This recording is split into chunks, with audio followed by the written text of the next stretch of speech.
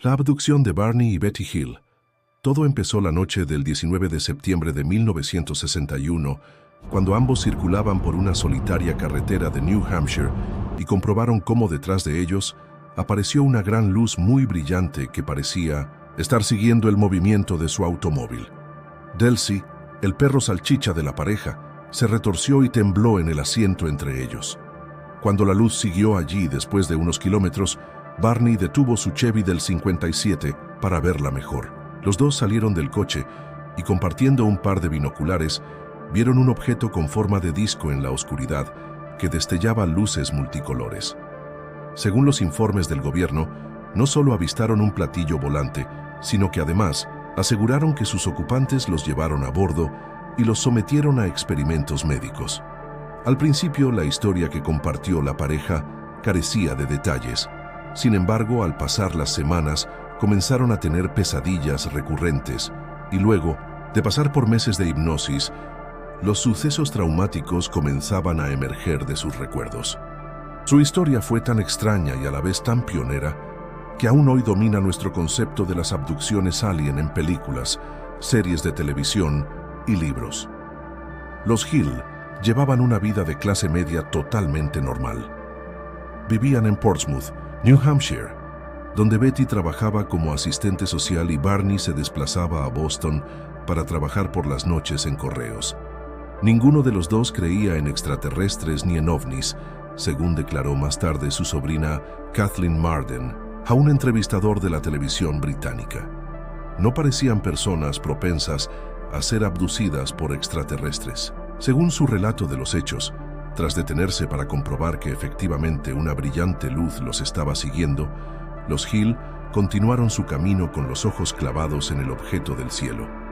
De repente, el ovni bajó delante de su coche y se quedó suspendido, en silencio, como si les estuviera esperando.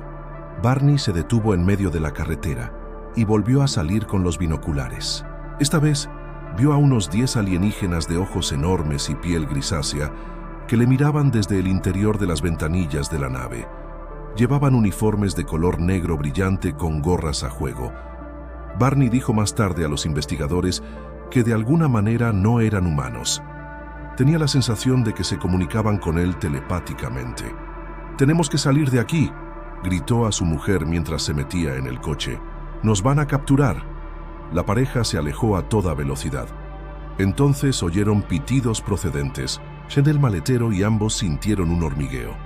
Aseguraron haber hecho un giro brusco, se toparon con una especie de barricada y vieron un orbe ardiente. Lo siguiente que supieron es que habían pasado 2 horas y estaban a 55 kilómetros de donde habían detenido el coche, sin saber cómo habían llegado hasta allí. Delcy estaba escondido bajo el asiento. Al amanecer, los Hill llegaron exhaustos a la entrada de su casa y aunque estaban a salvo, no podían evitar tener la sensación de que algo iba muy mal. El maletero del coche mostraba ahora unos extraños círculos brillantes que antes no estaban allí. Cuando acercaban una brújula magnética a esos puntos, la aguja giraba enloquecida. Sus relojes se habían parado y la correa de sus binoculares estaba rota. Los zapatos de Barney estaban arañados y el vestido de Betty estaba rasgado y lleno de un extraño polvo. Barney tuvo la extraña sensación, como si algo profundo de su ser le afirmara que alguien había recogido su semen. Al día siguiente, los Hill llamaron a la cercana base de las Fuerzas Aéreas en Portsmouth para informar del incidente. Betty y Barney ocultaron la mayoría de los detalles de lo que habían presenciado porque temían ser tachados de locos. Las primeras investigaciones llegaron a la conclusión de que la pareja confundió el planeta Júpiter con un ovni y presentó el informe al proyecto Libro Azul, el programa clasificado del Departamento de Defensa para investigar ovnis. Pero los Hill querían respuestas sobre lo que les había ocurrido. En su biblioteca local, Betty sacó un libro sobre platillos volantes de Donald Keyhoe, un aviador retirado, con el que se pusieron en contacto. Este, entusiasmado, les invitó a contarle toda su historia. Pero tras la satisfacción de haber contado su versión completa de los hechos, llegaron las pesadillas. Pesadillas muy gráficas. Las entrevistas parecían desenterrar recuerdos inconscientes de Betty. En un sueño, los alienígenas les llevaban por una rampa hasta una nave de aspecto metálico. Una vez dentro, los conducían a habitaciones separadas y eran sometidos a experimentos por dos alienígenas, el líder y un examinador. Cuando éste le introdujo una aguja en el ombligo, Betty sintió un dolor atroz, pero tan solo momentáneamente.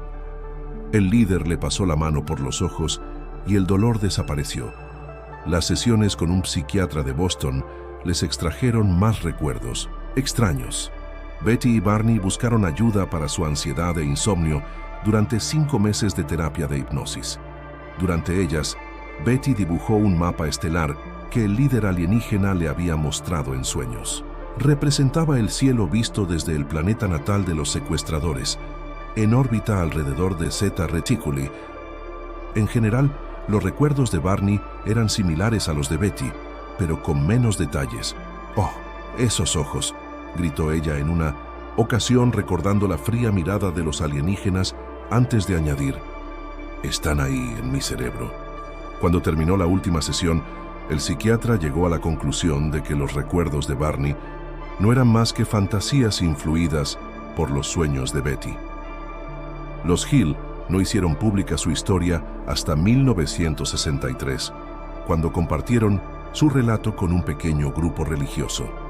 Pero John Luttrell, columnista del Boston Herald Traveler, se enteró de su sensacional relato y publicó una columna sobre ellos que atrajo la atención de todo el país. Cuando United Press International recogió la columna de Luttrell, su alcance fue mundial.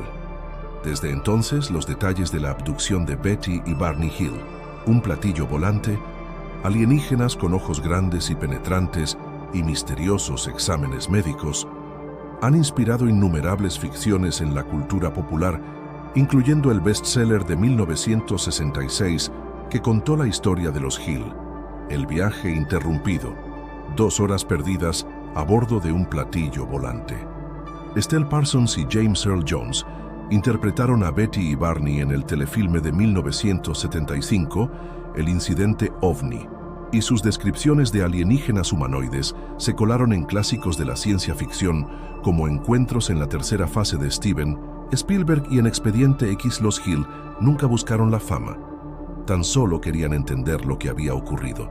Barney Hill murió de un derrame cerebral en 1969 a los 46 años, quizá debido al estrés de la situación y sus secuelas. Betty Hill murió de cáncer de pulmón en 2004, a los 85 años. Pero su legado sigue vivo, sobre todo en el recóndito rincón de New Hampshire donde empezó todo. Allí, una gasolinera de la Ruta 3 funge como museo conmemorativo, decorando con imágenes alusivas a la abducción, con recortes de periódico y fotos de la pareja. Y cerca de allí, la División de Recursos Históricos de New Hampshire ha colocado una placa conmemorativa en el lugar de su misterioso encuentro.